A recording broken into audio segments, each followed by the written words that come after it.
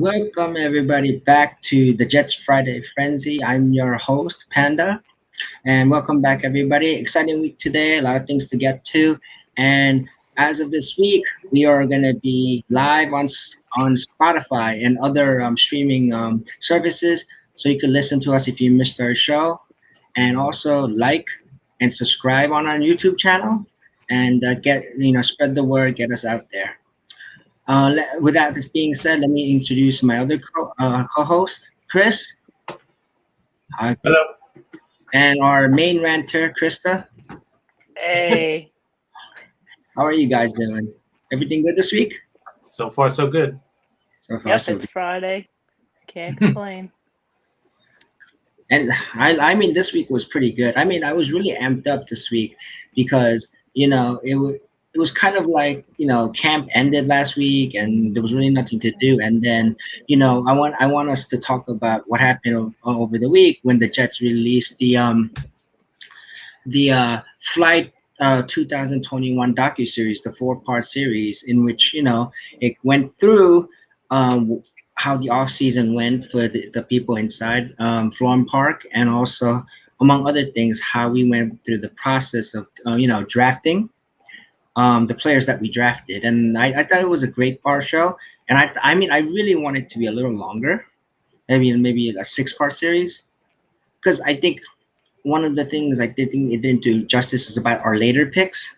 I mean, they did a big section with our two first round picks, and then there's a little section on Elijah Moore, and then had one little section on Michael Carter. But Yeah. our fifth, sixth rounders didn't really get that much sign, so I thought it was thing. But in all, it was good. What do you guys think about it? I loved it, man. It was a great behind the scenes look into like what? It was a great behind the scenes look from the team, how they built it from the hiring of Salah, the free agents that we signed, also the draft, the whole process. It was great. I thought, for me, the best parts were the phone calls that the team when they called the guys that they drafted, just to see the emotion, not just on the team side, but also on the player side and their families. This is a life-changing moment, and it's something that'll never happen again. Obviously, you're never going to get drafted again, right? So, but this is definitely one of those moments that it's going to go down as, one of the greatest they've ever had in their life. So that was probably my favorite moments. But I also, for me, and then you could talk, Christa. I'm sorry. No problem. The other thing I seen, at least is what I felt. Oh crap! With Salah and the team, and you could tell Salah is a leader, and he's our head coach. The last couple of years with Gase, it just seemed like he was in charge of the offense. Williams was in charge of the defense. The other guy was in charge of the special team. Like everything was separate. Now it seems like we're all together. It seems like we're a team. Salah seems like the leader of the team, and he's going to bring everybody together. And I think the players are ready to run through a wall for this guy. So I'm really excited about them. At least that's what I got from that. What do you say, Christa? Yeah, absolutely. I agree with all your points that you said. I think for me, since I love scouting, I love that whole concept. I liked how they took us in the scenes of how they do all their scouting, how they have one guy scouting the Northeast, the Southwest, different conferences, the SEC, the Pac-12. I like how I liked knowing that like they have one guy and they all had the meetings and they all discussed. Like I found that so interesting to discuss which player. Like it's all like one team meeting, especially during COVID, how they were all able to do that. And they described how since there wasn't so many bowl games and things like that, like they usually did, they had to concentrate on the Senior Bowl since that was the only bowl game where they see the smaller schools compete against the bigger schools like the SEC and all those schools. So I found Right. that process very, very interesting. And I have to give credit to my best friend, Woody Johnson. I joked on Twitter. He looked good. I liked how he was able to connect with the fans on Yeah. the docu-series. I thought he was doing great. And I just felt the whole culture shift, like you mentioned before. It was like a different feel, a different culture shift. You could really feel the difference between this team front office compared to last year with Salah. Sorry, I'm bad at butchering names, and that whole process with the phone call. I liked how it gave the fans an inside depth about how they hired Salah and what they thought of him, and they took us in like what they felt about Zach Wilson. Like, oh, we really like Zach Wilson, and I found the whole thing interesting about how they felt about Vera Tucker and how they felt about him and all the trades. Like, oh yeah, we really liked him. He was our 16th guy on the board, and we had a discussion about potentially trading up for him. I found all that stuff very interesting. How we got the inside scoop on all the stuff, the thought process of the players and how they really felt about him. And I think the most touching part was with, for me personally, with like the Michael Carter story about how they felt about him because they knew that. He was the second guy on that team, but they just knew how good he was, and the scouts all came together, what they liked about him. They're like, hey, look, we know he's a second guy, but this guy's pretty damn good for North Carolina, the school that he played for, and that he could have been the very best, one of the better running backs in this draft, drafted higher, and they felt like he was overlooked a little bit, and when they took him, they were all excited. It's like, oh, wow, we got Michael Carter. I just like seeing the emotion behind each pick, each phone call, like you mentioned, Chris, about each player that they selected.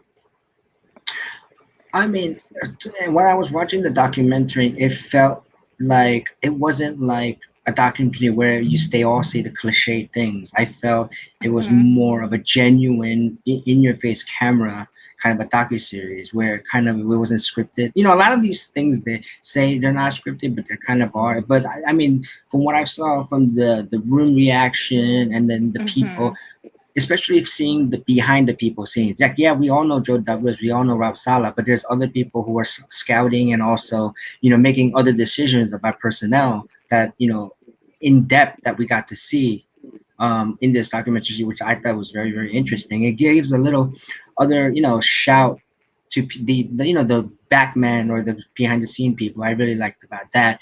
And sometimes, like I said, as much as everyone like loves how the prospects fell to us, sometimes it's just, you know, a bit of luck, you know, just how Lady Luck strikes. And, you know, who knows?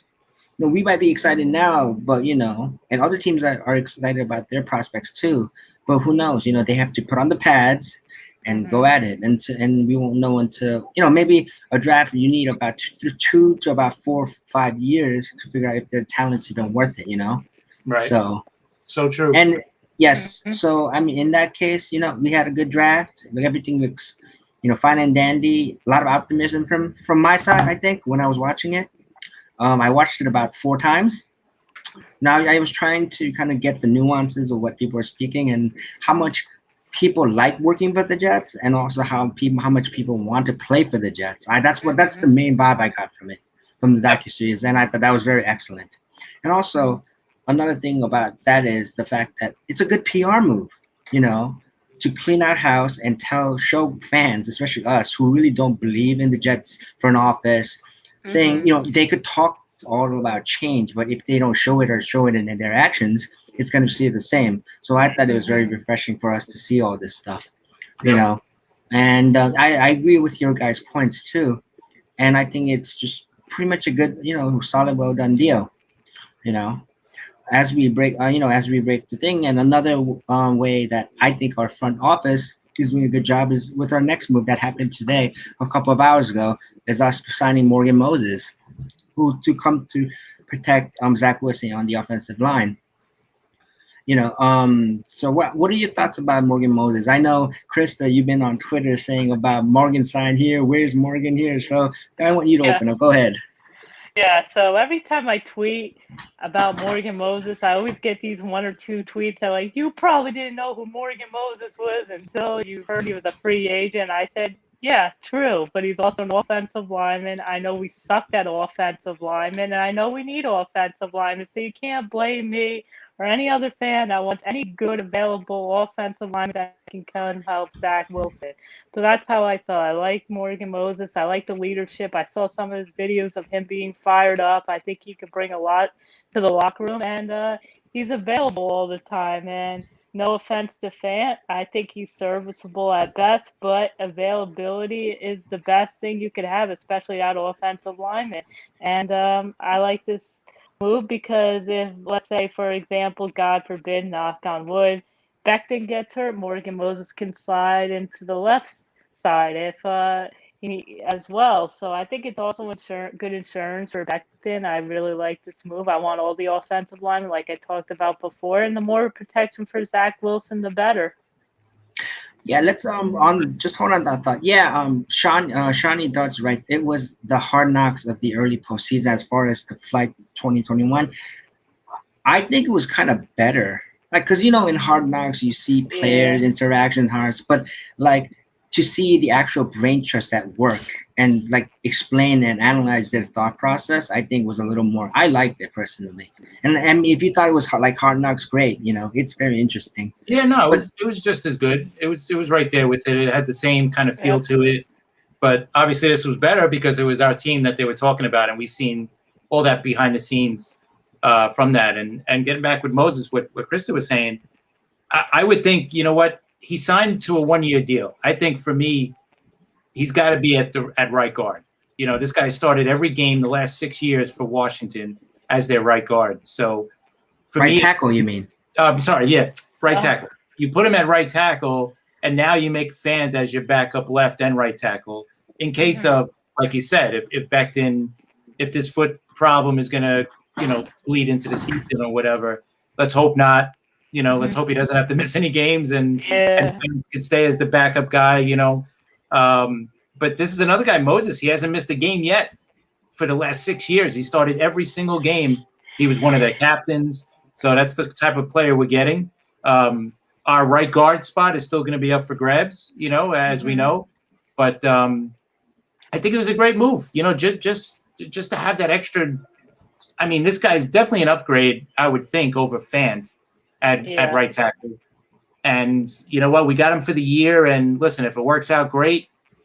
Maybe we'll be in the bidding for him for, to sign him to a longer term deal. I don't know, but we'll definitely have to see. We'll see how this year goes. But that's the way I see it. Like, I think he's going to be the tackle, right tackle, and Fant will go back into a reserve role, floating left, right tackle, whatever he back up for.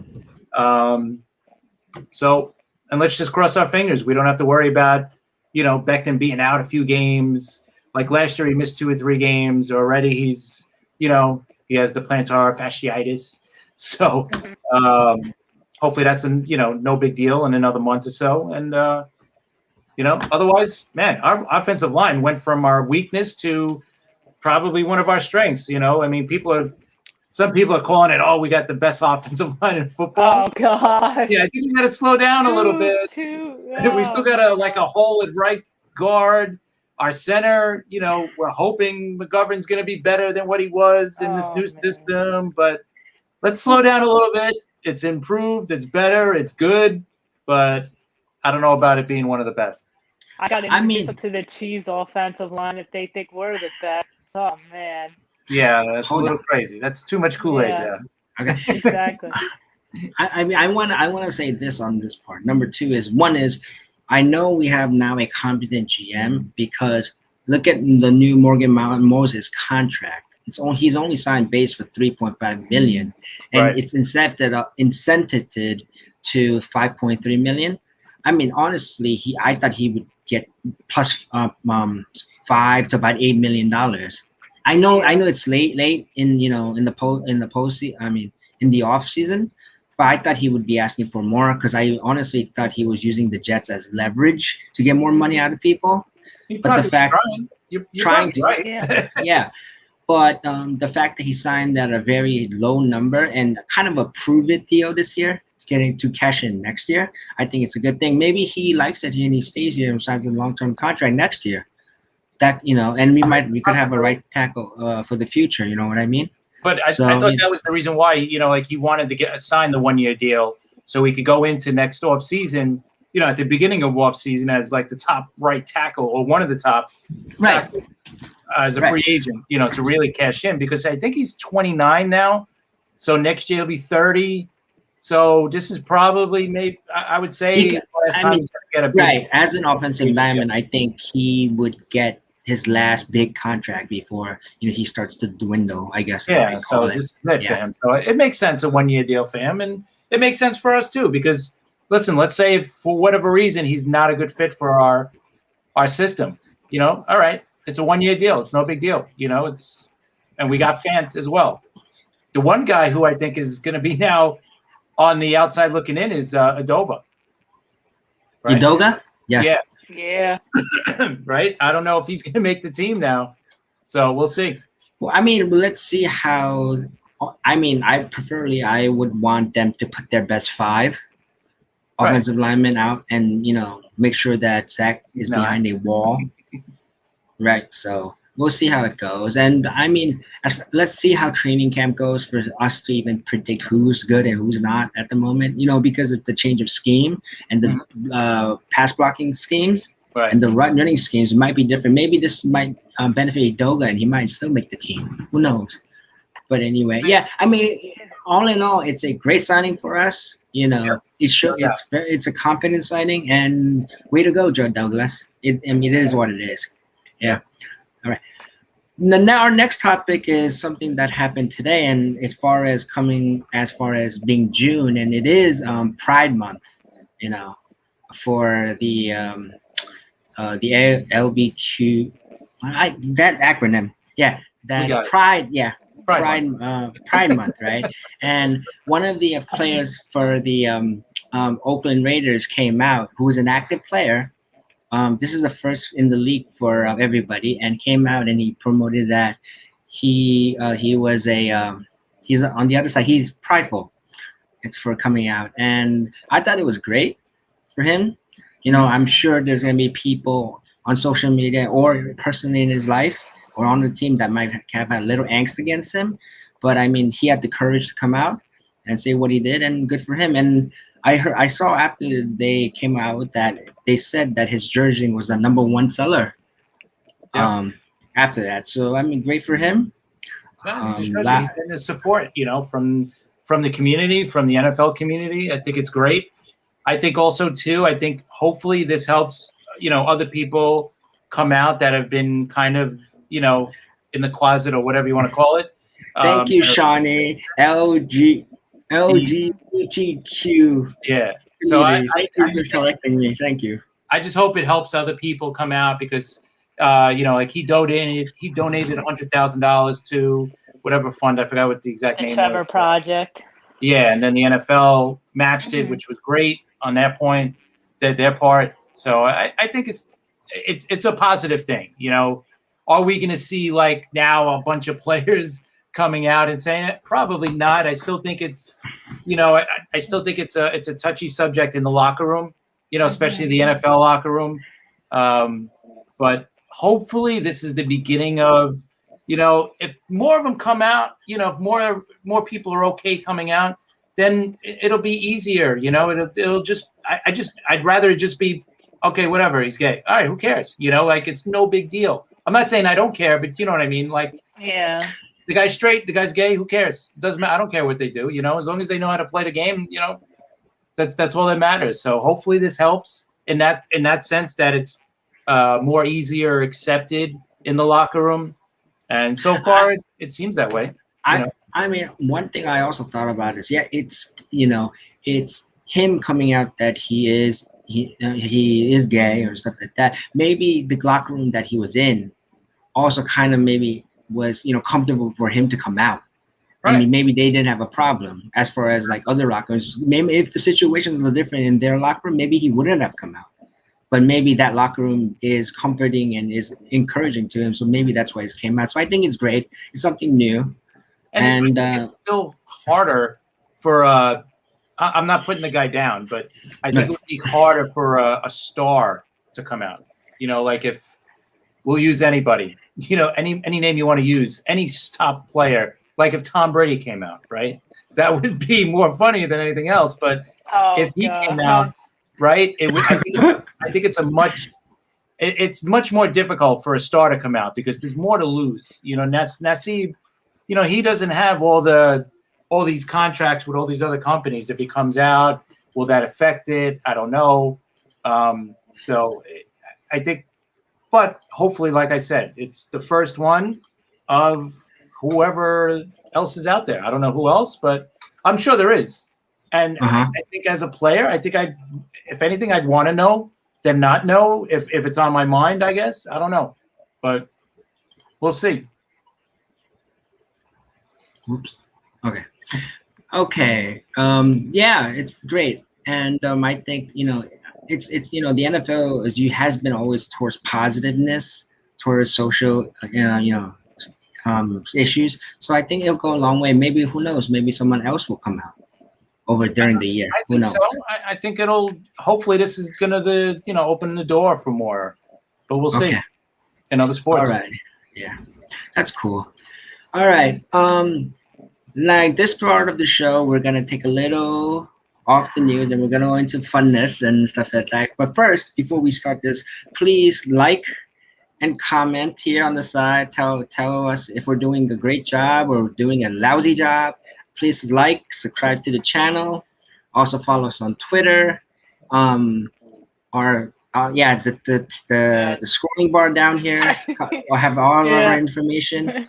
And we'll also be starting from this weekend. We will be on your streaming app, Spotify, Apple, and all that stuff. So the show will be on, and when you guys are commuting or go to work or you have nothing to do, you could hear us and comment us and leave us messages after. So speaking of Twitter, we'll start with this. And Christa, why don't you lead us off with this? Oh man! So this is the poll that I thought you were originally going to create when you said, "Can I make a poll?" You even asked me. I said, "Sure, go make a poll." So I said, "Okay, if Panda's not going to be bold enough to make the poll, I was. Let me explain this poll." I wrote, "All right, I got another version of your poll, and I specifically made sure to tag you. What's more likely to happen?" I should specify first.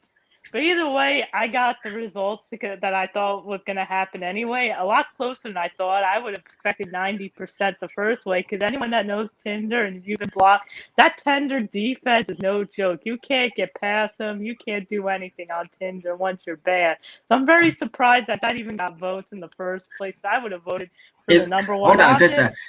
Does Tinder move like Adam Gase's offense? No, you know what? There might be a competition there. It might move as fast as Adam Gase trying to think of a plan other than running Frank Gore down the middle. This is what we're dealing with. And then after I made this poll, Chris is like, "Do you have a third option?" And I was going to write the Jets sign a backup quarterback, and that was the other one. I hope it's the Jets win the Super Bowl and. Hold on. It look like they won't unban anybody on Tinder. So let's hope it's the Super Bowl. Let's hope it's the Jets win the Super Bowl. Wait, so Krista, read us the poll and see what your results are. I'm trying to read it. It's tiny. You obviously. Okay, I'll read it for you guys. Yes. Thank you. Yeah. So the poll is basically, what's more likely to happen? Jets win a Super Bowl versus Krista gets unbanned by Twitter. Tinder. I mean Twitter. Sorry. Oh my God! Imagine Twitter too. I cry. Please don't encourage Twitter. I'll be gone. Communication to the world. So anyway, so the results came back. See, there's 85 votes, right? Where are all these 85 people voted? But they're not here. They're not watching the show. Man. They should come and watch the show so you guys can find the results out. You know what? You should have hid the results until the show. Like maybe not. Can we do the voting and not show the results as they're voting? I don't know. Is there an option for that? Because that would be cool. Then they'd have to come on the show to see the results. Well, we'll figure it out. My Twitterness gets better and better. We'll see how it goes. Anyway, yeah, my Twitter list. So Jets win a Super Bowl is at 56%, 56.5%. Christa gets unbanned by Tinder, 43.5%. And it's really closer than I thought it would be. It's a little too close. I expected 90%. Jets win a Super Bowl. At 10%, I get banned from Tinder. But you know what? Maybe the Jets got to win the Super Bowl in order for Tinder to unban me. Maybe this is what it's telling us. Jets need to win the Super Bowl and I get banned from Tinder. Oh my God, this is hilarious.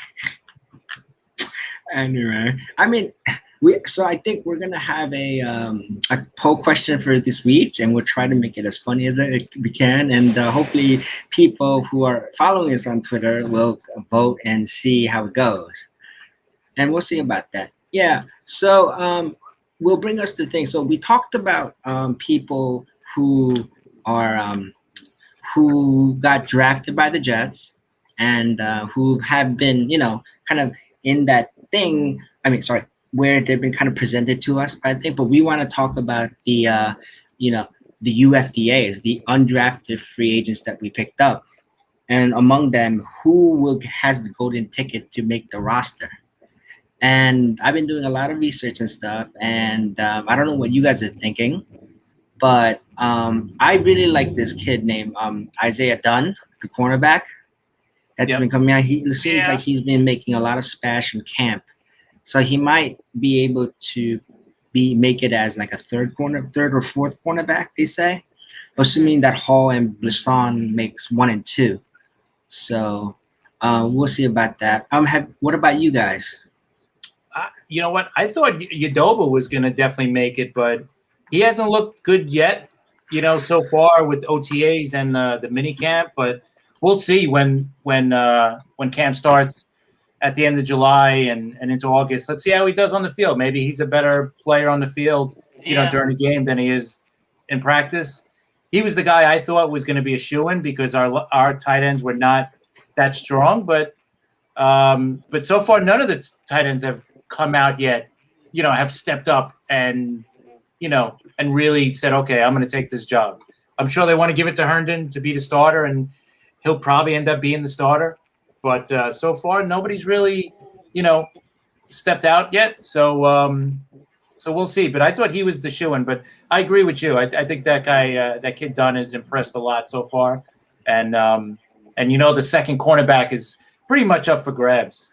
So after Hall, I think it's pretty much up for grabs. So we'll see. I mean, let me go. Shawnee writes, "How is Yoboa doing?" From what I've read on Yoboa, is that he's doing all right. He has a lot of drops. Nothing impressive yet. Hasn't been impressive. Huh? Yeah, hasn't been impressive. Yeah. But then again, none of the tight ends have. Excuse me. None of the tight ends have really stepped out to say, "Oh, he's definitely going to be the starter. He'll definitely Croft will definitely make it." You would say, and Herndon will definitely make it. After that, I don't think there's any definite spots. You would think Griffin has an upper hand, but you never know. I would think one of them is going to be ticketed for the practice squad. So we'll see. I think Lesko's going to move to fullback. I think that's going to be the plan. My issue with Yoboa is that if he's dropping footballs, he can't block either. And you really need to be a good blocker in a LaFleur type offense. And that's really going to hurt him. I expect him to at least catch the football. I'm like, okay, if he could catch the football, there's something to work with. You could possibly work on your blocking. But he can't block. I know I read scouting reports. He's willing to block, which is good. But it's so discouraging right now to hear that he's not catching the football. But then again, it's still early. So hopefully maybe he can get a jug machine, I don't know, and start practicing catching the football from now until training camp, and he starts shining and impressing people. But I also have to agree, as of right now, I'm going to say as of right now, because you never know, maybe another guy, an undrafted free agent, pops up from now in training camp. That definitely has happened. I'm going to have to go with Dunn simply because he has the skill set and he seems to be doing well so far in our cornerbacks. Right now, there's no certain lock. I know Michael Carter has been impressing at cornerback. I know Hall So there's definitely a chance for him to get some playing time with our DBs. Okay, this is my experience within covering the Jets or any NFL team. When they tell you a tight end or a wide receiver is a willing blocker, it's another word for saying he blocks but he stinks. He tries but he stinks. That's my definition. Not really, Yeah. but okay. Not really. No, he's a Not willing really. blocker. Yes, he's a blocker. Every He'll tight push and end, block. every tight end has to be a willing blocker. If you're not a blocker as a tight end, then what are you? A wide Yeah, Exactly. but it's basically You're a wide them- receiver. they're painting a nice brush over it, saying he's a willing blocker. No. They just basically says, yeah, he tries. Every tight end has to be a blocker, not a willing blocker, but a blocker. If he's not a good blocker, then especially like Christa pointed out, in this offense, you have to be able to block as a tight end. Yeah, that's my You just issue have with to. him. So if he can't block, and if he's having the drops on top of that, Yeah, that exactly. means he's probably not going to make the team. You know, at best he'll be on the practice squad, but every tight end has to block. So maybe he'll play along with me at left bench in the bleachers. Who knows? that could be. You never know. But they did. I think they spent the most money on him for undrafted free agents. I think he was the most expensive one. You mean Dunn or Yoboa? No, Yeboah. I thought Dunn was. No, Oh wow. they spent the most on Yeboah, I believe. So they were really expecting him to be a little bit more than what so far. But listen, it's early. Yeah. Camp didn't even start yet. We're going by what 3 or 4 practices so far. So we don't know. Exactly. We really Exactly. don't know. But so far, that's the story. Not that that's going to end that way, but that's the story so far. I see.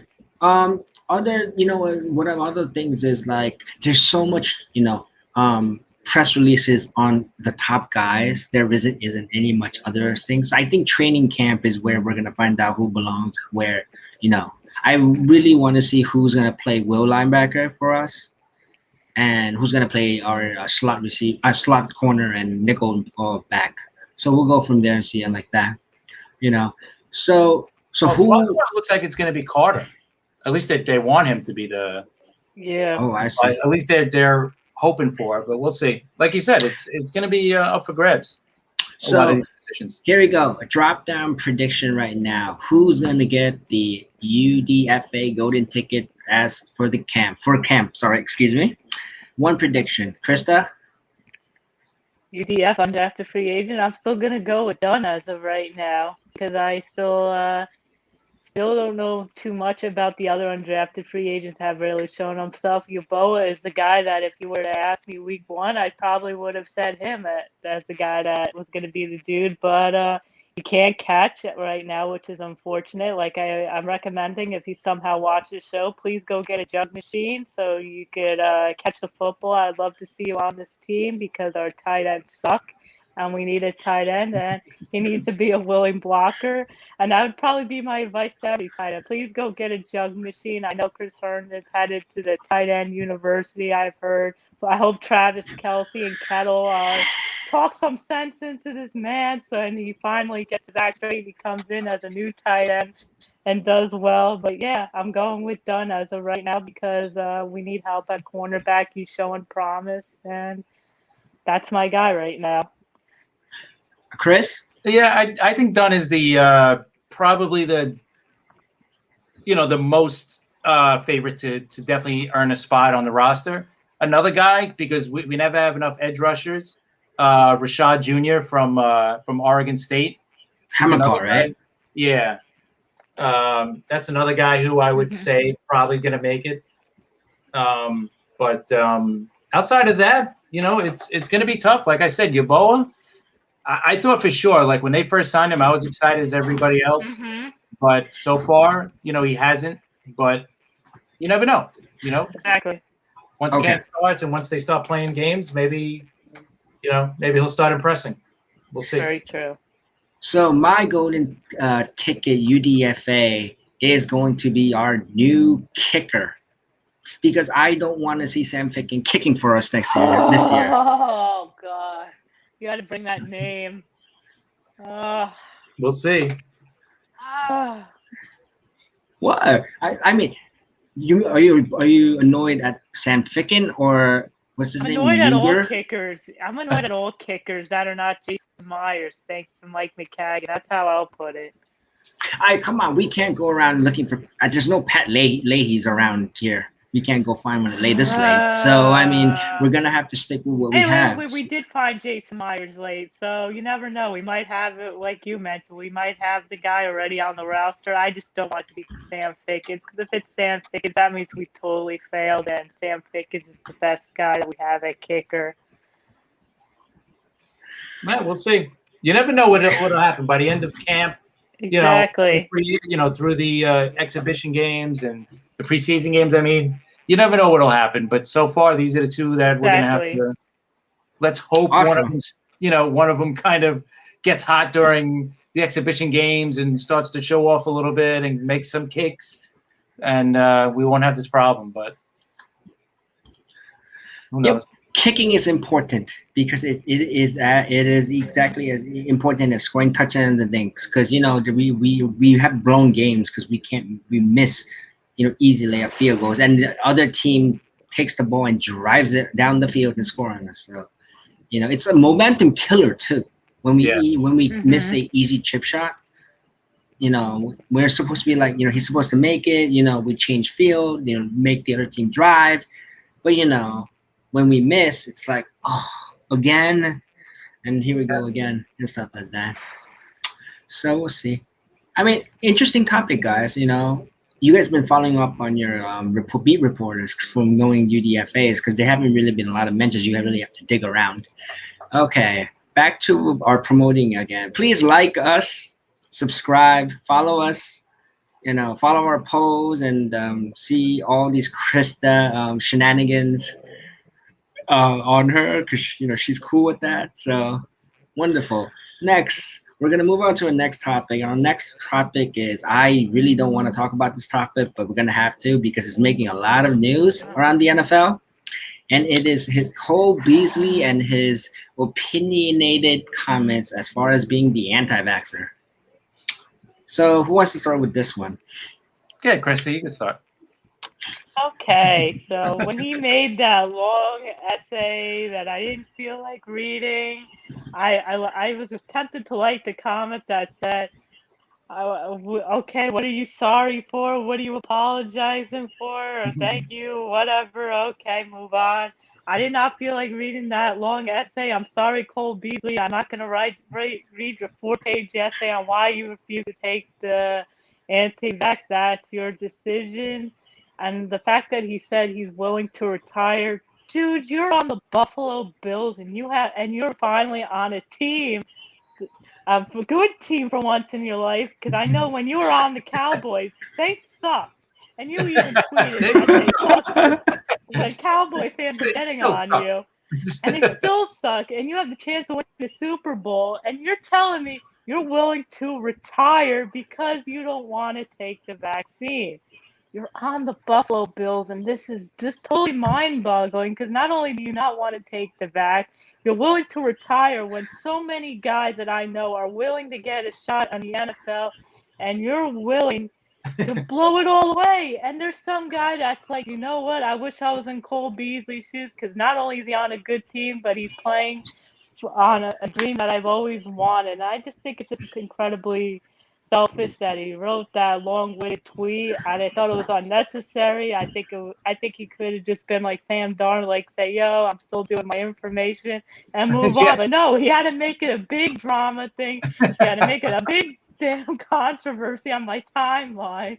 And you know what? You don't want to take the vax, cool, because I have family members that are hesitant about taking the vax. I respect your decision, but you know what? Go do you. You don't need to do a 4-page paragraph. It's not a personality trait whether you take it or not. Just move on. That's kind of how I feel about it. If you want to retire, retire now. I feel like he just wants drama. Cole Beasley, just retire now. You say you want to retire, just retire and give your spot up to some guy that has talent that's always been wanting to go in the NFL. Give your spot up and do it for that guy, which I bet you won't. So you're all talk. So thank you for that boring 4-page essay that I still won't read about why you're not taking the vaccine. Is this considered a rant for? No, this is not. This is not. This would have Chris, been no, it's not. I'm pretty sure Chris has another one. Yeah, Chris, go ahead. You have any things to add with that? I'm right with Christa. I just don't think he's gonna quit. I think he's just yapping away, just telling people, "Oh, I'm against the vaccine." Great, good for you. You know what? I respect everybody. So if that's what you want to do, that's great. Go for it. But you know what? This guy, if he retires, let's say if he does, he's going to be blowing like $12, $13 million. You know, I don't know if he's going to do that, you know, and he's 32, I think. So, you know, if he retire, why retire now? Like you said, you're on a team that could get to the Super Bowl. You're on a really good team. You're in a good position. Why, you know, like just get the vaccine. And if not, and if you're that against it, you know what? Don't quit on your teammates and say, "Oh, I'm not taking a vaccine, so I'm out of here." You know, that's horrible. So I personally don't think he's going to quit, but it just to me makes no sense. You know, like when you got a job somewhere else, wherever you are, it's not a football team where you're right next to each other and you gotta, you know, if you don't take the vaccine, you know, what might happen? You know, these people that took the vaccine, they might still get test positive. They might not get sick. They might not get any symptoms. But if they test positive for it, they're not going to play in the game the next week. And we've seen how many teams were affected by that last year. I mean, we beat the Browns last year with their top, 4 wide receivers out. And that was one of the reasons why we did beat them. So do you really want to be the reason why, you know, your team lost about 3-4 players because you didn't want to take a vaccine? I mean, it's ridiculous. So I don't think he's going to retire. He's probably going to play. He may not take the vaccine, but I don't think he's going to retire. I think that's a little too much. Yeah. I mean, for me, as far as reading the protocols and stuff like that, I think that it'd be right for someone who's a player that, you know, it's his choice or his, whatever his, you know, beliefs are, political or not. But I think by reading this, like, excuse me, by reading the protocols, it kind of like you can't do this if you're not vaccinated. You have to separate yourself. It's like kind of, especially like I read the part. It's like, you know, you can't eat with your teammates. You can't do this if you're not vaccinated. What is this, like the you can't sit here with you can't sit with us kind of thing, right? That type of thing. And I think it's silly. It's kind of, you know, it's not really good for team chemistry and stuff like that. And also, you know, if they go out and they hang out, right? Like they bond, right, outside. How are you going to tell them to come in and be, you know, separated? Right. So that's also a big thing too. Exactly. So I think it's trying to get everybody to take the vaccine. That's the reason why they're making these rules. Like they're telling these. I don't know what I was wondering if they put a percentage out of how many didn't take it. You know, is it 20%, 15%? Because it can't be that high, but I think they want everybody vaccinated. You know, they just want to get it done. And they're making these rules to make it uncomfortable for people that didn't take it. I know the people that are against vaccines are probably saying, "Oh, that's not right. They shouldn't do that." Do you think we would have like this feud if they made it mandatory? If you're an NFL player and they made it mandatory for you to come and take, you have to take it if you want to play. I don't know if the Players Association would agree to that. Right, I understand that, but it would be a humongous feud if they actually decided to do that. I think that's why they came up with, like, the NFL was probably pushing for that, what you're saying. But then the Players Association was like, listen, we can't do that. I mean, people want to have their right not to, you know, to make a decision on their own, and that's fine. But you also got to, you know, talk about the safety of everybody. And do you want to have the same thing that happened last year where the games were delayed a couple of days? I mean, it really wasn't that bad last year. I think they got lucky for the most part, and we got through the season without no game canceled. Yeah. We did have some guys that couldn't play, you know, a couple of weeks. And, you know, the Browns game with us was a great example. I mean, their top 4 receivers were out. So I mean, they had playing games on Tuesday night and Wednesday and stuff like that.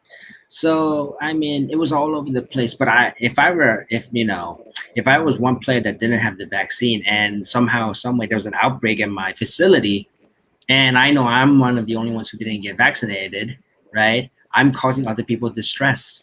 Right. And they might have to close the facility down. We might not have to play and all that stuff. So. Absolutely. That's going to happen. Yeah. I mean, yeah. And also, as far as Cole Beasley, he's entitled to his own opinions, but don't come basting somebody's protocols as far as that. You keep it on your own, I think, rather than making it public. If you don't want to take the vaccine, great. There's a lot of other people there's a lot of people in the world who want to take the vaccine and can't get it. So I think, it's, I don't know. I think it's kind maybe of offer him maybe they could offer him like $1 million lottery ticket or something like they did with some people. Maybe he'll take it. Oh, here, Patrick offers 16 teams have more than 50 of their 90 players on their rosters vaccinated. That's cool. And 3 teams have 70 or more players vaccinated. That's awesome. Thanks, Patrick, for your input.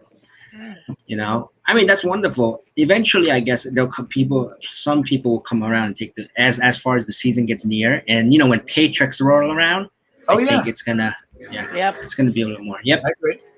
Okay, so let's getting off to this topic, and we're gonna go to Stump Day Trivia with Chris. Oh man.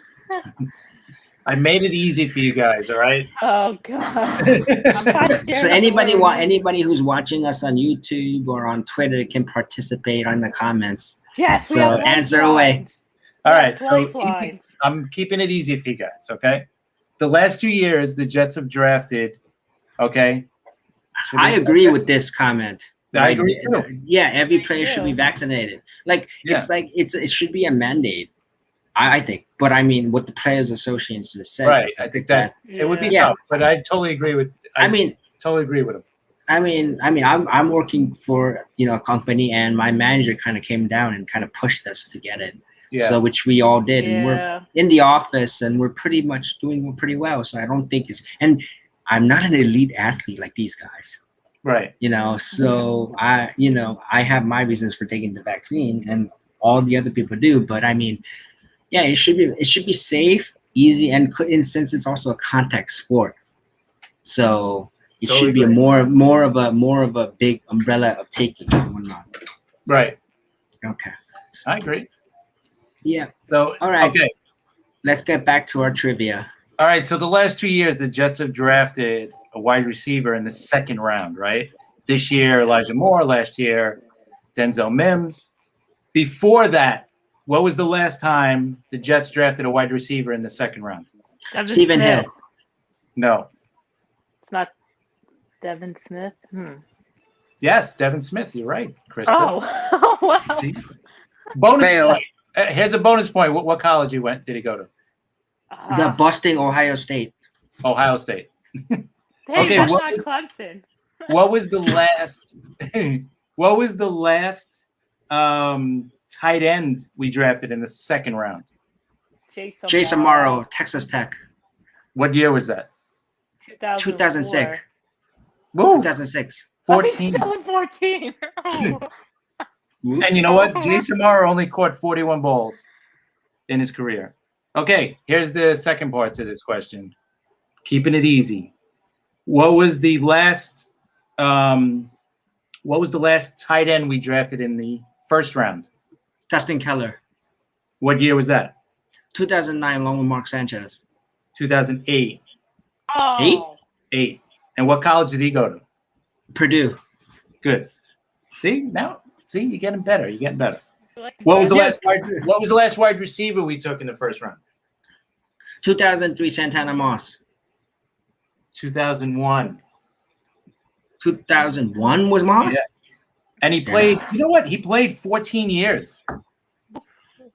732 catches, 10,283 yards, and 66 touchdowns. So that's pretty good, I thought. Jericho Cotry was a 5th round pick, I believe. Yeah, 4th. Yeah, 4th rounder, yeah. And what was the last? We got them all. All right, so where did Santana Moss go? College? I know. Do you, Krista? No, I don't know. It slipped my mind. If it's not Alabama or Oklahoma, she doesn't know. Exactly. Yes. It's this. Oh, for you. Yeah, it's the. Thank you, D. Offie. Yeah, you're right. He went to Miami. Yeah, This good job, yeah. guys. Good job. Cool, we're back from Barrios Point. Getting better. Yay. See, now next week I'll make it a little bit more difficult. I since like the this is draft. easy. I like the draft question. All right, we'll keep it. I got to get some Alabama questions for next week. No, Krista. why don't you do easy, and then way hard? Okay.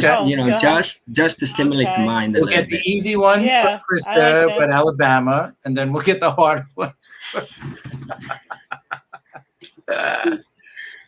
All right, so that's it for this week. Okay, so it is that time again. Let's make Krista bigger. Let's get our timer ready. Hold on. Oh my god. Are you ready, Krista? I am ready. I actually had a rant planned, and then Panda started yapping on Twitter, and I don't know what he did to my Facebook page. But I'm scrolling on my Facebook page. All right, I'm going to start it. Get ready. I'm ready. Krista's rant of the week. Go. All right. So when I went on my Facebook page, they started recommending me, hey, Krista, try Facebook dating. And I'm like, oh, crap, here we go again. And then I keep scrolling, and it's like, hey, Krista, try Facebook dating. This is what your profile could look like. And I kid you not, I'm like, what is this? Is this Tinder? And I click on it, and I'm like, nah, not interested. Keep scrolling. Not only does Facebook not know who I am, it somehow thinks I'm a Cleveland Brown fan. And I thought since I'm on Facebook for 12 fucking years, it would know I'm a Jet fan. No, it's covered in Cleveland Brown stuff. And it's like, hey, go get your Nick Chubb thing. Not Baker? No, they want to promote Nick Chubb. Okay, what's even worse is that they not only don't think that I'm a Browns fan, they think I'm a Broncos fan. And I want to know what in the right mind is Mark Zuckerberg think that I am a Bronco fan living in New Jersey. And it's advertising Patrick Surtain, okay, cool, Alabama, Jerry Jeudy. And I'm getting Bradley Chubb. And I'm like, Bradley Chubb jerseys? Like, where's the Jet stuff? So I want to know, one, Panda, thank you for your random tweet. Somehow Facebook thinks that I need Facebook dating in my life, that I keep rejecting, and I keep scrolling down. But it also thinks now that I am a Brown and Broncos fan, so I get no Jet stuff on my timeline. It's all covered in Facebook dating bullshit that I did not ask 20 for. seconds. And Facebook, if you're out there, I'm not interested in your Facebook dating bullshit. Can I get my Jet stuff back, please? I've had this Facebook account for 12 years, and you don't know right now that I want my Jet stuff. You now think that I'm in the Facebook dating market? Please get Jet stuff on my timeline. Enough with that bullshit. Okay. All right. All right. That was fun. So, by the way, Krista, I didn't send you anything about your dating thing. All I mentioned was there was something on Facebook about people wearing masks of beasts and trying blind dates. That's all I was telling you. We have to cool her down. She's a little hot right now. So, but can you tell Mark Zuckerberg that? Because somehow he thinks I need Facebook dating in my life. It took out all the Jet stuff on my timeline. I didn't even know that was a Facebook dating app.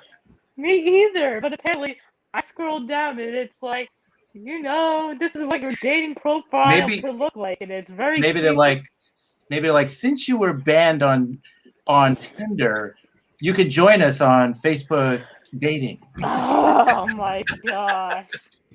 Maybe that's it. Maybe all the banned people go there. Oh gosh. It makes sense, but I did not ask. That's your punishment.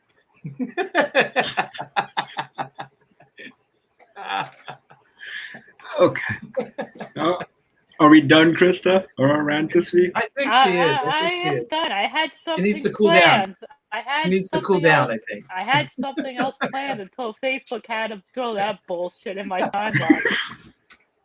She definitely needs to cool down. I mean, what? I mean, this dating saga with you. First banned from Tinder, now Facebook dating. What now? Is there gonna be Twitter dating soon? Now is that it? Oh, Oh, boy. don't give Twitter. Yeah, Don't give no. Twitter. I don't think she It- wants to get involved with that. That's no. No. I don't think so. Anyway, She'll be as fine. we Don't worry. as we close the show this week, this week is kind of week one of the break supposedly for the Jets, and getting ready for training camp. So as far as like ending thoughts for this week, Chris, what do you think? What do you think we should do now? As just far as being like Jet fans and being on Twitter and like because there really isn't much to cover now, as far as the team. You know what? For me, like, don't overreact to things. Just because a guy gets cut, that doesn't mean we have to sign him. Like the Yeah. Costa from the Steelers, the center got cut, Yep. and people were like, "Oh my God, let's sign him! Let's sign him! Let's sign Moses." Like the Steelers had offensive line issues last year, so they're not going to cut somebody who's, good. Right? He's got an injury issue. He may have to retire or whatever. Yeah. So he's a guy. I don't know if we should go anywhere near. So that's where I think fans, they overreact anyway. At least some fans. Some fans don't. Yeah. But some, you see it. They just overreact to everything. Yeah. And some fans will tweet a certain player every day because that person wants that player to join us. So maybe that person needs to slow down because we might get like a stalker charge against her next. But I'm agreeing with her. I do want Nick Foles too. So I'm hoping we do get Nick Foles eventually, but we'll see. I just think don't overreact, guys. Just relax. It's June. We're gonna be in July next week. Couple of weeks, camp starts. That's when things start really, revving up, and then we'll finally get an exhibition game in August. So we're getting close, man. Just patience. Christa, thoughts? I'm gonna keep tweeting at Nick Foles. Nick Foles had to break my heart and join the other Green team. So I need to fill that void in, and the people asked for Nick Foles. I gave him RG3. He said, no, we don't want RG3. I was going to tweet motivational quotes to Captain Morgan. They said no.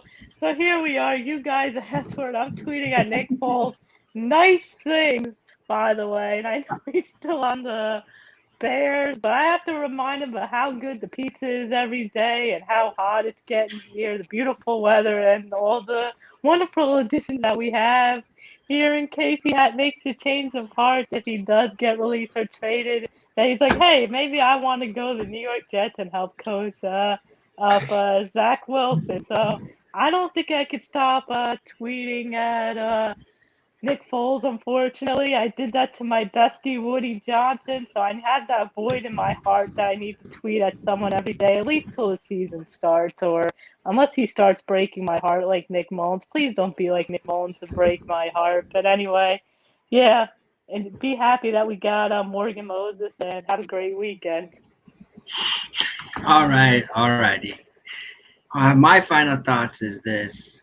I'm still drinking the Sunny Delight. I'm still on the Kool-Aid mode after seeing Flight 2021. I'm very happy that people want to play for our Jets, our beloved Jetties. I'm glad the beat writers are quiet this week. And let's make our opinions by ourselves, and let's try to have a nice, calm, relaxing off-season break till July. And make sure you guys subscribe to us, like our page, follow us on Twitter, and we will be on streaming services, especially Spotify and Apple. And everyone have a great week. Next week we'll come back with the same energy and same fun, and have a nice week, guys. Peace out. Laters. Peace.